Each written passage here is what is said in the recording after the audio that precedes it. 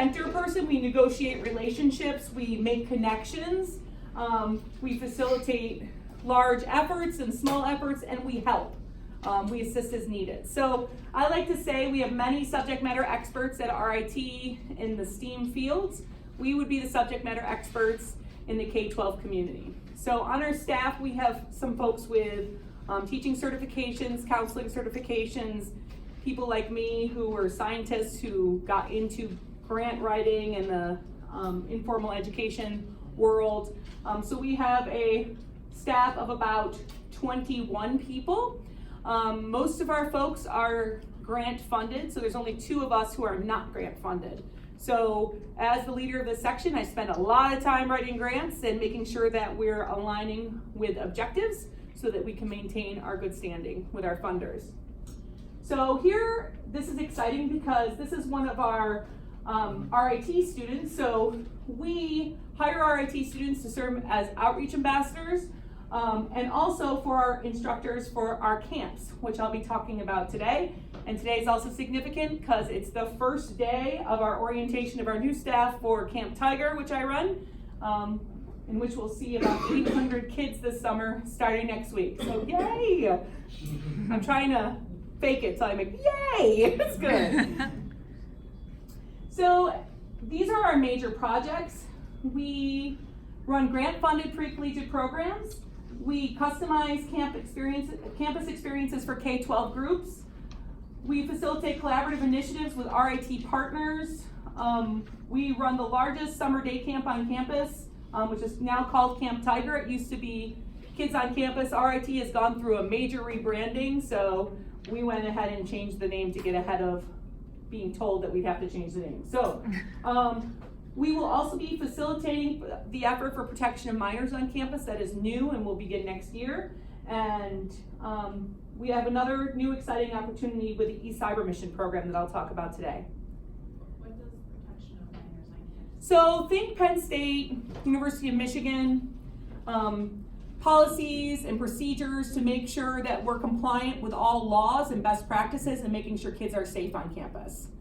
So I'll talk about that now. So RIT had a policy that existed for background checks and for just basic forms, but you had to know where to find them to get them. So let's say you were a faculty member who's like, someone contacted me and they want to bring their high school classroom here. You wouldn't necessarily know that you have to go to look in a website and figure out what background checks you have to do, because you already got background checked when you got employed here, so why would I need this every year? Well, that's what the policy is. So we're implementing new procedures so that bringing minors on campus will be centralized. So there'll be a checklist that you have to go through, and it will be registered centrally with my office. So we will make sure everybody's gone through the policies that already exist to make sure that everything is done. We will also be able to have a total footprint of all the K-12 work that's happening on campus through that. So we are going to be part of HEPNET, the Higher Education Protective Network, and that's grew out of the American Camp Association's work. Their best practices in summer camps. Think about these residential camps that kids go to. There's a big certification processes you can go through, etc. But they had a lot of higher education institutions that were like, okay, how do we work with this? These are not college students, but we're also not really summer camp programs necessarily.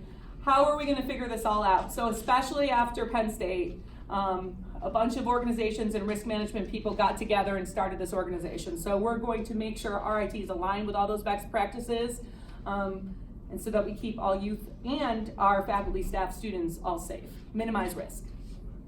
Any other questions there? It's so exciting. Yes? No, I thank you for answering my questions. Oh, no problem. It's a really important topic, and usually people are like, oh yes, safety of minors. Well, no, because I sent 2 of my kids here to kids on campus last year. Yeah. And my son is actually at RIT as a minor pretty much every day with the diving program. Yeah. So I just wanted to know more. Yeah, no, it makes sense. And what we'll be making sure then is that the diving program, Camp Tiger, Smash Camp, all of these camps are following the same procedures, and that someone centrally knows what's going on everywhere. large university, all that other stuff. So it's a great, and I think it's really important. All right. So grant funded programs, this is really exciting. I don't know how many of you have been involved with these, but this is getting involved with a state or federal or many other organizations. Grant funded program provides extra resources to do a lot of enrichment and education work. So we have some major grant funded programs here at RIT. We support 2,000 middle and high school youth from underserved groups in the schools. So we have those 2 hard funded people, and then the rest of the people most of our staff is embedded in the area schools. So we have the Liberty Partnerships Program, the Science and Technology Entry Program, and the Federal Gear Up Program. And we partner with the Rochester City School District, the Greece Central School District, and Rush Henrietta on these. And I'll go in more detail. Here's some students in our Gear Up program doing an activity. I think it was the photography open house at RIT. So Science Technology Entry Program. So this program is state funded. It is going up for bid again next year. It's on a 5-year cycle. Our RIT program supports 340 middle and high school students from underserved and underrepresented. I started using U2 because how fun is that? We're preparing them for colleges and careers in STEM. So these are kids who have GPAs above a 3.0. They're interested in STEM fields. They're either a racial ethnic minority group or low income. And they are going to be at the City School District, Greece, and Rush Henrietta. So we just got a new director last year, and she's really kicked it up a notch. This year they have been super achieving. She's been running STEAM Saturdays where they do research at RIT, and this led to award-winning projects at the Terra Science Fair and the STEP Research Competition. She started a first Lego League team with our middle school students, and they have RIT student mentors for that. We actually had the head of Rochester Maker Fair on staff this last year, and so we brought a large making element to what we did.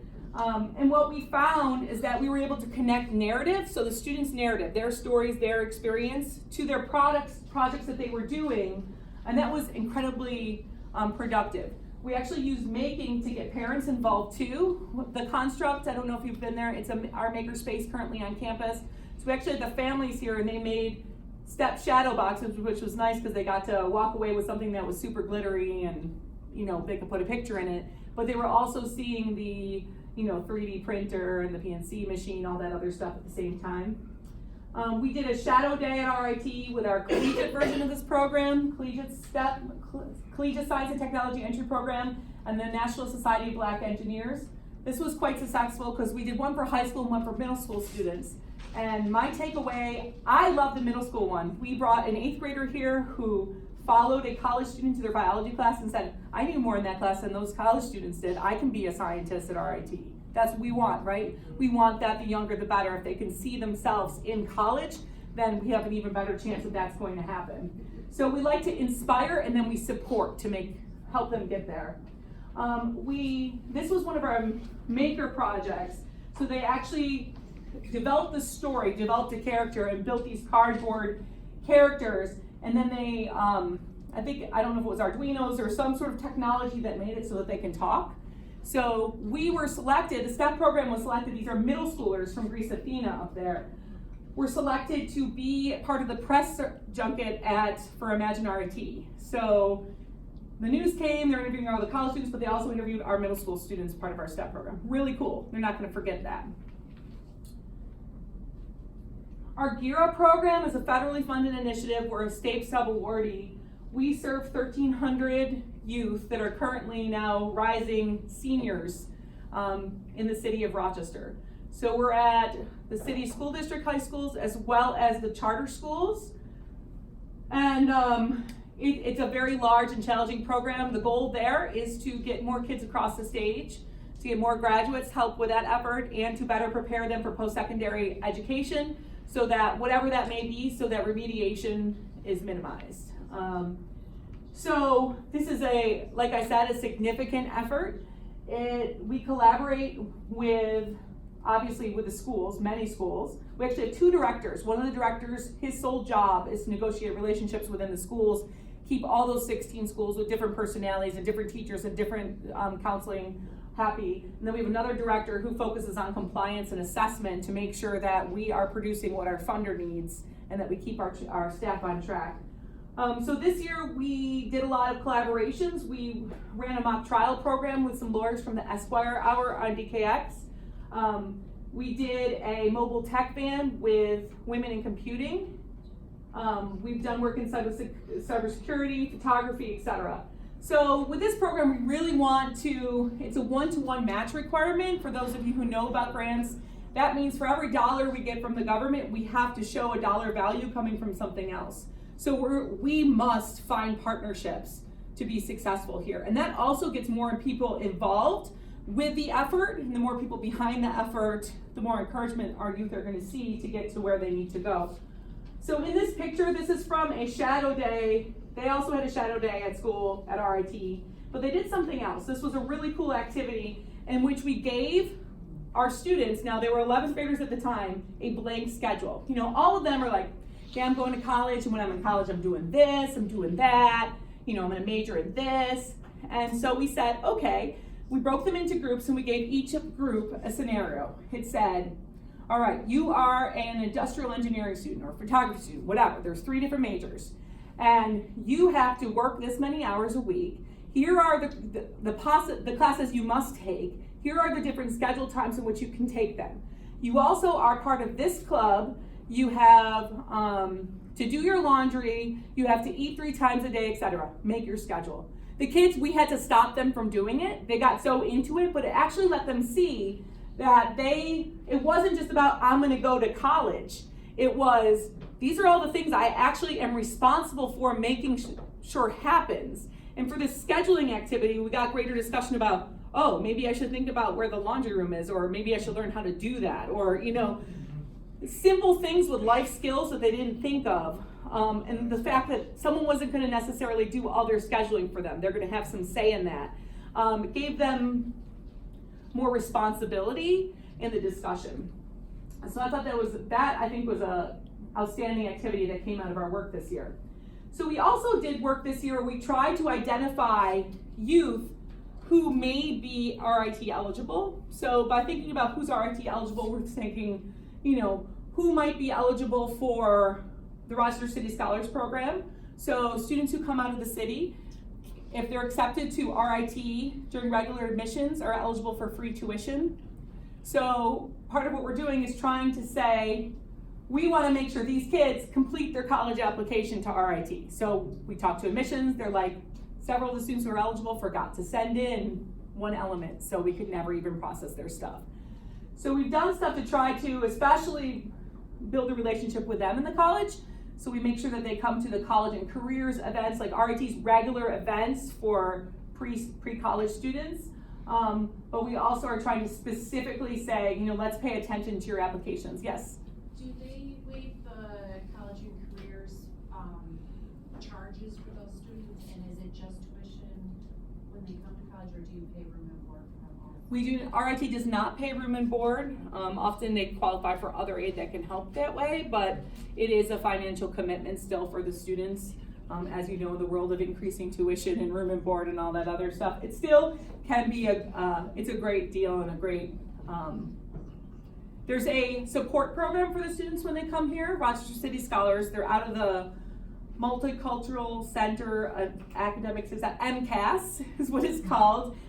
So they come to a summer bridge program, they get some pre-start of school experiences academically, they build a community for support. There's a lot of resources wrapped around this group of students, so that's another plus that goes with tuition. As you know, the transition to college is hard, especially when you're coming from a place that is may not be the best for college preparation. So, and like I even said with that scheduling activity, if you're the first person in your family to go to college, you don't have someone telling you exactly what you should be expecting. So they try to push in services like that. But for these Gear Up youth, we're trying to align our K-12. This is the first time we're doing it since I've been here. I've been here only 2.5 years at this point. And they said it was one of the first times that K-12 has gotten together with the academic side of RIT. Because my question was, yes, now I know we're checking all the boxes for the grants, but how do I know the work we're doing with academic enrichment and counseling is actually transformative to make sure that these kids are as eligible as they can be for whatever option they want to pursue next, right? And so I'm just using RIT as an example because that's where I work and RIT wants RIT students. But if this student who is RIT eligible wants to go anyplace else, it's not going to hurt that they've done all this work, right? All these skills are going to help them. If they want to go into the trades, we actually do work in prepping them for the trades, etc. But we're really trying to focus on working backwards now and saying, if this is the end goal, what should we be saying in 7th grade? What should we be saying in 8th grade, etc.? I mean, we find out, as you well know, that the students are, don't stop taking math, and so all sorts of doors shut. And they don't know it, because they're not thinking about that at the time. They're just like, I want to take one last math class, I'm done with that, I'm out of here. And they might have done great, but they stopped taking it, so now they're not eligible for our engineering program, or admission at all, maybe. So, if they want to not go, and the arts is very different, but etc. So RIT actually hosted the 2018 New York Gear Up Leadership Academy, which was a residential summer program for 100 Gear Up youth from across New York State. So they were here for a experience which we called Make It Happen. We included social emotional support, so there's a lot of trauma-based intervention with our students because they come from complicated backgrounds, and we combine that with exposing to different kinds of, we did making activities. So we did a lot of, let's hack the education system. Let's create something together. We made these little pins that lit up and all sorts of stuff. So we take making from a variety of different ways to attract different students with different backgrounds and try to show them that the power was in their hands, and by working together they can accomplish great things. We were very proud that one of our Gear Up students was named a Student of the Year. That's Chanel Giddens from Monroe High School, and there are 600,000 Gear Up students nationwide, so that was quite an achievement for us, and for her, not for us, but I'm very proud. So Liberty Partnerships Program, this is a state-funded program that aims to decrease dropout rates. Our program is in Greece Olympia significantly, and we're also in a few of the city schools at the middle school level. So this is another effort in which we are present to provide additional enrichment and support to the students. So there's actually a room at Greece Olympia that is all Liberty Partnerships, and students drop in, they get to take advantage of different activities, clubs, etc., summer programs. The Liberty Partnerships program, the key here is partnerships, so they partner with community groups, all sorts of community organizations, businesses, etc. At RIT, they collaborate with our Center for Urban Entrepreneurship, RIT's Toastmasters Club, so they have a Toastmasters Club with LPP.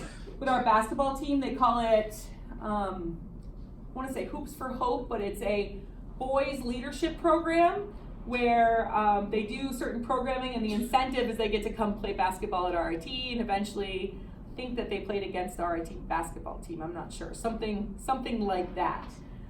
Exciting happens. They have a very strong parent component. This is our strongest parent element of all of our programs. So they have a parent advisory board, and then they have a leadership team for their parent advisory board that determines what the parent advisory board is going to do.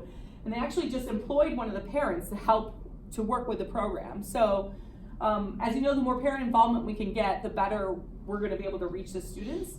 And we do a lot to bridge the communication between the school administration and the parents. So we're able to call the principal at Olympia is wonderful, and he will come have special meetings with the parents to talk about what does this mean on your child's transcript? What does this mean, whatever's going on in the school?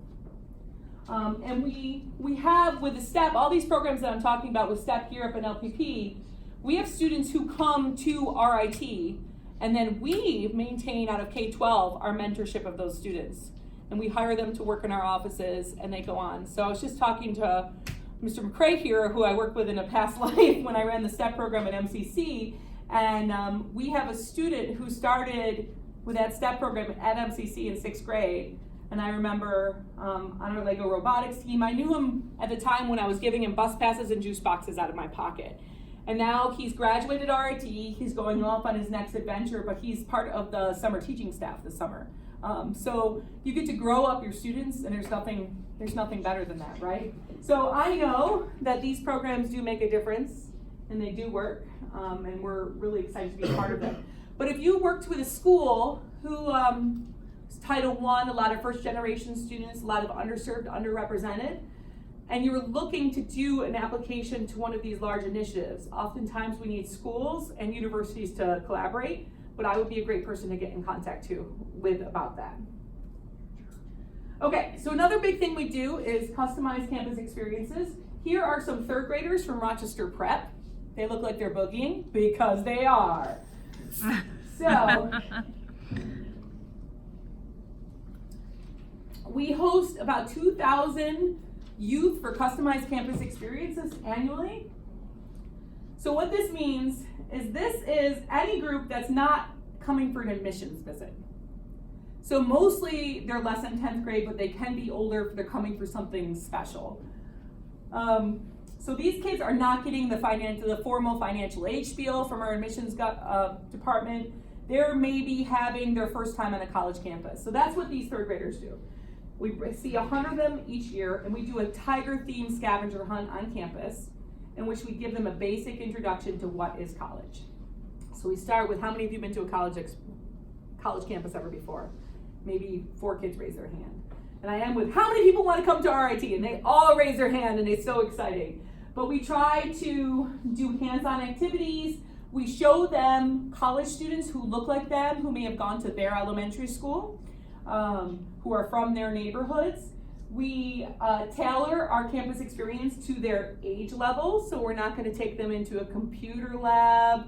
We're instead going to show them a tiger belt, which is kind of disturbing to me, but they love it. So, little known fact, you're all looking at me strangely, but the original RIT Richie mascot, remnants of that mascot is in the library. So it's very exciting for the children. So, but one time we did a red light, green light underneath the Sentinel, which is our big sculpture by the info booth, around what you should bring to college. So that's what we kind of talk to them about, that kind of stuff. They have an experience. So with our older groups, we'll do a variety of activities. Right now, there's the Toyota Lab, which is an industrial engineering experience where students can build skateboards on an assembly line, or there's a picking machine, like think about Amazon. How do they get all the items from your order and pull it together efficiently? So K-12 is now going to be facilitating the Toyota Lab. That'll be an experience that's available. We work with our collaborative partners throughout the college. So let's say your school wants to come for a visit and you say, I want to do something that's math related. Well, I'll call over to our friends in math and we will figure out an activity for you to do if they're available. Or oftentimes, a faculty member may not be available, but the student organization may work with us, or they'll help K-12 learn the exercise so that we can then facilitate it for the visitors. So if you want to bring your youth to campus, don't hesitate to call. There is no cost for this. We ask that you just call us in advance so we can plan appropriately. You do have to cover the cost of your own transportation, and if you want to eat lunch on the campus, you have to arrange for that. We can either help you order pizza, or if you want to eat in the dining hall, which the students love, it is $10 a student. So this is another example of a giant event. We actually hosted the entire middle school from Honeoye Falls, Lima. They were doing a project on the consequences of progress, and they were only available to be here for about an hour and a half. So what we did is we brought them to our major auditorium. Those are all middle school students. And we had RIT faculty members speak to them around the consequences of progress. So we had someone from Science and Technology Studies kick it off and say, would you want a Maserati or a Tesla? And then we talked about all the issues that come with making those choices. We talked about social media. That's Rob Moston. He's from the Magic Center. He talked about video games.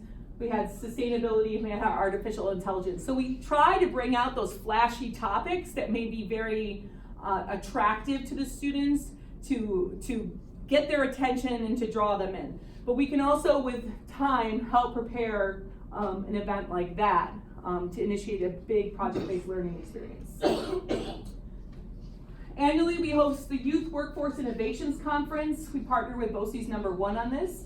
Here, it's a college to career, high school to college to career event. So students pick what they're interested in and they move between sessions where they get to hear from faculty in the fields they're interested in, but we talk not only about what's going on in college, but what kind of job you can get out of that field. So they may go see packaging science and see the big machine that shakes the yogurt. If you guys heard about this, we have this machine that can replicate if you're a UPS truck, if you're on a train, if you're on a plane, and shakes boxes so they can test packaging. We'll talk about what kind of job you can get after that. You know, you could design the Oreo cookie wrappers, or you can go and work in X, Y, and Z. So that is a great thing to get involved with. But we don't just do this through BOCES. We've done similar events for World of Inquiry School. We do mini versions of this for many of our visitors. So our visits can range in size from bringing 6 students to bringing 300 students. With prior planning, we can definitely handle it. So our focuses last year were on introducing groups from youth from underserved groups to college, folks with interest in a specific field. So we'll get a lot of people who are interested in something like video games or like mathematics. We could do something like that. We do college to career exposure, and we do project-based learning. We help with the project-based learning. So we are not curriculum experts on national standards. So that's your job. You tell us what you need and we're happy to help with it. We've even had students give their final project. So let's say you were doing a research experience or a big project in your class. We're able to reserve a room like this, and then your students can do their projects in a college classroom, which is it's quite magnificent to see. We also, it said at the bottom there, is we'll also travel to your events. So let's say you're having a career day at school, or you're having a STEM or STEAM day, whatever. We can help muster a group from RIT to go there. So we either bring, most of the time we bring our staff and our student workers and our people who regularly volunteer with us. But let's say you're doing something and you really wanted folks from the business school, the math-related careers. We can help to try to bring those people together to get them all to your school. We try to help facilitate those experiences. Okay, so additionally, we collaborate, third big project is we collaborate with RIT partners. This means that, as I mentioned, there are folks all over RIT who want to do work in the K-12 space, and we help them do it. So, like I said, we just developed a relationship with the Toyota Lab. We do a lot with recruiting teachers and youth for RIT initiatives. So Donna, we want to get people to come from this school district here. So instead of cold calling, we'll call our connections to try to make sure that that happens. We do a lot with broader impact plans on grant proposals. So faculty members here, they're applying for NSF research grants. And the NSF, the National Science Foundation, wants to know, yeah, you can research this topic, but how is that going to impact your community? What are you going to do to get that knowledge out there? That's called the broader impact plan. So we try to provide opportunities for these faculty members to plug into what we're already doing. So they don't have to become experts in the K-12 space. They can be experts in what they do. Oftentimes they'll teach one of our summer camps. They'll become part of our visits to campus opportunities. And we try to make that easy for them. But there's, hopefully what this is bringing up for you is there are opportunities, there are a ton of opportunities if you want to connect with a college, especially with RIT, speaking here, for your students. And I definitely am eager and willing to help make those happen. So this is a big example of a huge collaboration this year. We did the Girls in STEM Fair with the College of Engineering and Technology. Women in Science was there, Women in Technology. We leveraged some grant funding to make that happen. We had about 450 girls attend in grades 5 through 12, and we had 120 volunteers. So this was a Saturday with hands-on experiences, and it was in February, so it was cold out, but people came out. So one thing that we did this year, which I was really excited about, is we added an essay competition where girls could submit a short essay. There were different topics based on their age range, but they won actually free camp here through Camp Tiger, which is $350 a week, so that's not a bad thing to win. And for us, we're continuing the pipeline. You have interest, we'll come here to camp now.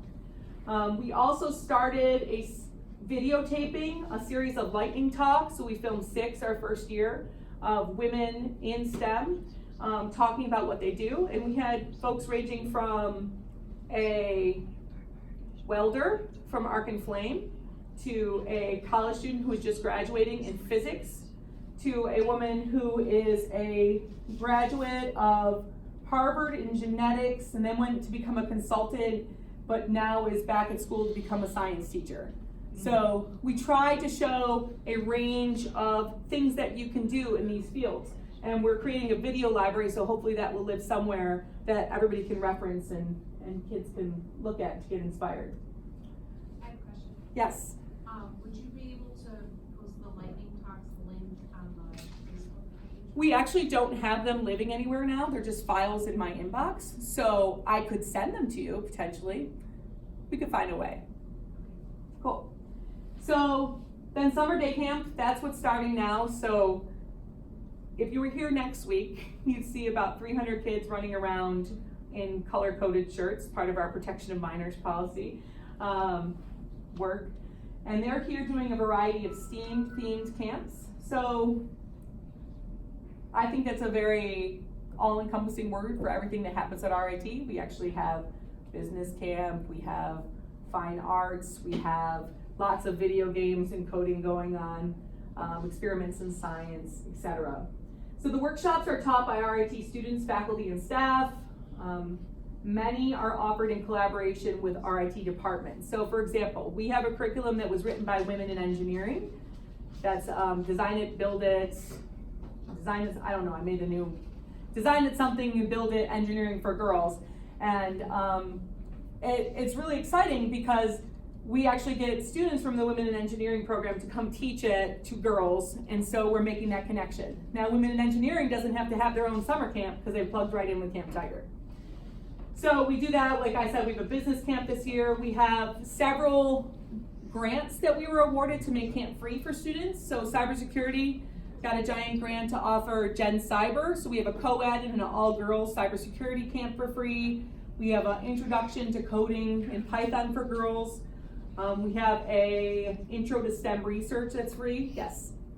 So anybody who's interested, my kids both did the cybersecurity one, and they're both in high school. One is an 8th grader, one is an 11th grader. So my own children did that cybersecurity last year, and I really liked it. And then the Python one, is that already closed out? That is, yes, the only one we still have spots in is Gen Cyber, so cybersecurity for girls. And we have a few spots left the week of July 22nd through 26th. So yeah, if you know anybody that wants to do the camp, the cybersecurity, sign them up. Yeah, so our camps, the students have to get themselves here, but once they're here, everything is covered. So we give them t-shirts, they get lunch, they get snack. They're with their instructors. They do rec while they're here, but we try to theme rec to match with what they're doing in their camp, because we found that the students who are coming to our camps did not want to be forced to swim. So we change things up, and we customize it for what group they're coming with, but still give them variety. They each get a campus tour based on what they're here for. So if they're here for the arts, they may see different art spaces on campus. If they're here for video games, they'll see the cool video game stuff. But we try to use this not just as fun and academically enriching, but as a let's think about our future thing. So where do those applications where are they right now? For Gen Cyber? Yeah, is there I will send that to your group, so you guys know about that. I may have a couple students. I will also confirm how many spots we have available for that. And next year I'll try to remember to send it out so you can do your listserv. That would be awesome. You're in the Facebook group. I am in the Facebook group, so I You can could post just it there post as it all well. there. Check that out. Just post it there. I'll put it in the Facebook group. Awesome. That'd Yeah. be great. There you go. Thank you. Follow K-12 University Center. We also put everything there on our Facebook group. So I will post to your Facebook group also. I will post your Facebook group on our Awesome. Facebook Perfect. group. There we go. Facebook. It's perfect. So are there any other questions about camp?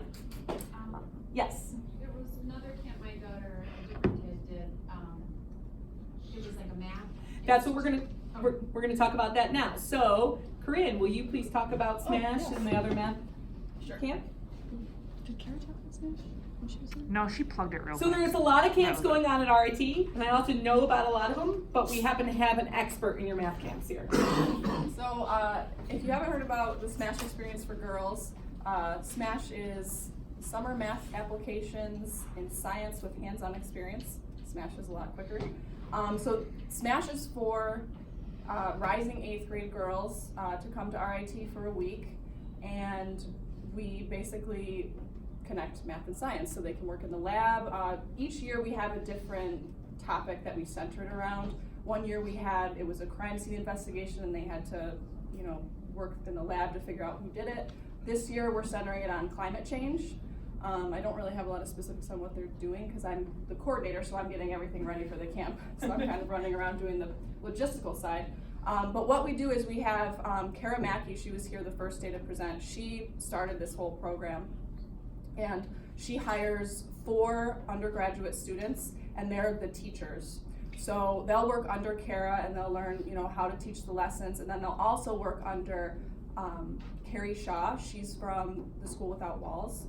She's also mentoring those students to help them get ready to present to the 8th graders. So that way they have kind of more of a peer versus faculty members teaching them. So we have four undergrads ranging between science and math majors. I think we have a stat major, we have maybe a chemistry and a biology student. So that way they can see the different pieces of how those things fit together. We do offer scholarships for Smash, so we have 40 girls come, 20 of which are eligible for scholarships, and we base that off of the New York State guidelines of free and reduced lunch. So if they qualify for that, they can come to the camp for free. Otherwise, it's $275 for the week. They get t-shirts, they get lunch every day, they get breakfast, they get break, snack. We go around campus outside of the learning environment with the lab and the math lessons that we do. We go ice skating. We get to meet Richie the tiger. He comes one day. Usually we'll do bingo, and Richie will come and pull the numbers. What are the other fun things that we do? We do a scavenger hunt. We do tie-dye shirts. So the shirts that they get for Smash are gray. They have the Smash logo, and then one of the days we tie-dye them. So that's a lot of fun. One of the biggest things that the girls really like is the dining halls. They like going to the dining halls, especially Gracie's, which they don't get this year because it's under construction, but I think we have another location we could. That's awesome. So yeah, it's really good. We've gotten a lot of good feedback from not only the girls who participate, but also the parents. I've heard a lot of feedback about, I brought my daughter to this camp because she didn't have a lot of confidence in math, and that's one of the huge things we work on is building their confidence. Like, you can do this, don't have this block about math, for whatever reason, because you're a girl or whatever it is, and they'll come out and they do much better in 8th grade in their math, and they're more interested in it, and maybe they love it and they want to go into it in the future. What else do I want to say about Smash? We do a presentation at the end of Smash. So we'll come into a room somewhat like this, and each of the girls will have some sort of problem in the world that they want to solve, and they'll just briefly talk about how could I solve this problem using math. And that's really fun because each girl can go up and do a 1-minute presentation, just kind of introduce it and say, I'm going to use math to try to solve this problem, and the parents will come and watch it. So that's Smash. Do you have any information on the other math high school? Yeah, there's another program, what does she call it? What does Rika call it? I think it's just called Summer Math Workshop. Yeah. The Summer Math Workshop is for 11th graders? Yeah, gifted Yeah, so 11th grade students, yeah. boys and girls. Yeah, boys and girls, 11th graders who are really interested in math, maybe gifted in math, accelerated students, and they come to campus. That runs for 3 weeks, I think. Yeah. But I had a student attend that. Yeah. He loved it, and he was just going off on tangents galore after. Yeah, so that one we'll have different faculty members come each day and present on a specific topic in math that's higher level, and these, gifted high school students can see oh wow, this is what, some of the research and some of the courses that I can take at RIT are like. These are mostly kids that already know that math or a related field is where they're going. Is that a day camp? They're here all day. Yeah, that's less of the wraparound, is my Yeah. understanding, less of that wraparound support, more like Yes. the academic. Yes, focus. pretty it's, focused just on it's that. all academics. Yeah. Yeah, I can't say enough Would you positive post that things one as about well? Smash. Mhm. But as you can see, there's a ton of stuff going on campus. One thing, and the price for Smash is really good comparative to other camps going on in the area. Yeah, for what they get. For what they get, it's ridiculously good. I was gonna say something really important about Camp Tiger, but then I lost it, so we'll figure out. So this is more about our collaborations. This year we're excited, so we do a lot of industry collaborations as well, which I think is really interesting. We're starting to partner with the fundraising folks at RIT who actually work with industry. Because they're interested not only in creating new employees out of RIT students, but each of those industry partners tends to also want to be in the K-12 space. And we present ourselves as, look, we're there, we're willing to partner with you. So this is Zuckerberg Institute. So they are coming here to pilot their new summer camp program at 1/3 of the cost. So it's our normal Camp Tiger cost. It's 1/3 of the cost they're charging in New York City. And they're gonna be doing an immersive storytelling adventure. It's a STEAM adventure for 3rd through 5th grade students around this Mission to Mars theme. So they're doing really cool stuff like 3D printing food. They're doing something with AI. They hired someone, which was really interesting, who has a background in stand-up comedy and teaching. So it's all gonna be about this character development. And that'll be taking place here the week of July 15th, and we do definitely still have spots open in that workshop. So that's going to be, we've got 4 instructors, and I think right now we've got 7 students. So it's gonna be a great experience for them. And like I said, they're going to be taking this camp international after this year. My brother is COO, so I suckered him into doing this, because I think it's important that he does things for the broader community, and I use my sister power. So take advantage of it, it's gonna be awesome. What I also just remember for Camp Tiger is this year, one of our challenges in the past was when we're running our staff, we have 40 undergraduates, we have some college faculty and staff, and we didn't have any strong presence of an educator. So we hired a master teacher, Tom Zaccardo from Victor. He's a math teacher, and he's on our staff this summer giving curriculum feedback, really a lot of work on delivery for our students. So right now what they're working on is they've developed a course outline and what they want to teach. And he's workshopping with each of them on how they might best communicate it for the age group that they're working with. We also don't know, our classes have 12 students. We don't know who's gonna walk into the classroom. A lot of times we ask parents to let us know if there are specific concerns, what works best with their students, but sometimes they don't. And we'll wind up with, 6 5th grade boys, all with, who are all, let's just say, very excited to be there and want to touch everything. And it becomes this kind of like, for an undergraduate who may be 19 to run that classroom, it becomes a time when we have to pour in a lot of resources into that class, to put it kindly. So we have Tom here on our staff this summer to help with our education and behavioral support in the classroom. So we are looking, I'm in conversation with my supervisor, who's the vice provost, at potentially affiliating a master teacher with RIT on an annual basis to serve as a partner in doing things like camp, but also when we design parent workshops or teacher workshops, to be able to have that kind of insight into our program design.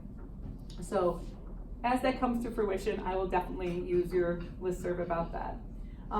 When we were working with the Gear Up project I spoke about, we're gonna rewrite for that, and that will start in 7th grade. And what we found out is a lot of the folks that were hired to be on our Gear Up staff are afraid of the Algebra 1 Regents exam, and that's really problematic. It's incredibly problematic. Because if they're afraid, how are they gonna get the students to do well? So we want to revise our approach to actually hiring and job descriptions as we, like I said, I've been here 2 years, so as we rewrite these grants so that we can have meaningful academic interventions. So we're hoping to be able to use a teacher to help us with that kind of design. We talked about protection of minors on campus. And something exciting that I want to let you know is, well, 2 exciting things. We recently received a grant to help facilitate eCyber Mission. So eCyber Mission, these are the Army educational outreach programs. This is a job I had before I came to RIT. I was the program manager for the consortium that runs these programs on behalf of the Army. The Army is interested in getting more kids interested in, they're creating a STEM literate citizenry. It's like, for America, we want to be great in these fields. This is a non-recruiting effort, so we're not recruiting kids into the military. So eCyber Mission is a web-based STEM science fair in which youth are in groups of 3 to 4. They have to be in the same grade and from the same state. And they pick a challenge that they see in their community and they solve it using the engineering design process or the scientific method. And they post their results, which is called their mission folder, online. 25,000 students participate in this annually, and I was told that less than 400 of them are from the state of New York. So we are partnering with the AEOP this year to help to increase the numbers in New York, especially for kids from underserved, underrepresented groups. That's a specific target area of theirs. Because of that, we're able to offer free camps, prepping kids for eCyber Mission this summer. And those are, I think we have 1 spot left in that, but I have a waiting list of 5 people. But we're gonna be hosting a big kickoff event at RIT, where I'm gonna get RIT faculties and students who align with some of the areas of interest for eCyber Mission to do a little talk. We'll give some support. And then we're gonna have eCyber Mission themed visits. If you're interested in looking into one of these topics, or a challenge related to your eCyber Mission project and you wanna come to RIT for a visit, we'll theme your experience around it. What's the age? That's middle school, rising 6th through 9th graders, and it's all free. And if you register, I think if you register by December, they send you free stuff in the mail, like little kits that the kids get to use. The other thing I like about it is the team advisor could be anybody. It could be someone, it has to be someone over 21. So it's very accessible. You don't have to be a scientist to be the team advisor for eCyber Mission.